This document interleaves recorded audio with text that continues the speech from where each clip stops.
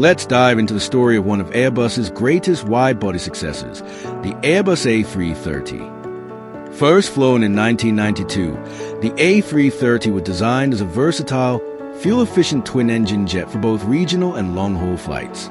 Sharing much of its design with the A340, the A330 became the more popular choice thanks to its lower operating costs and excellent performance.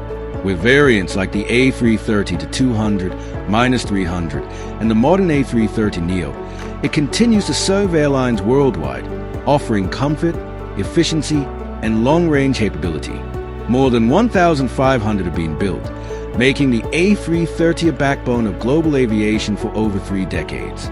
Subscribe for more aircraft history.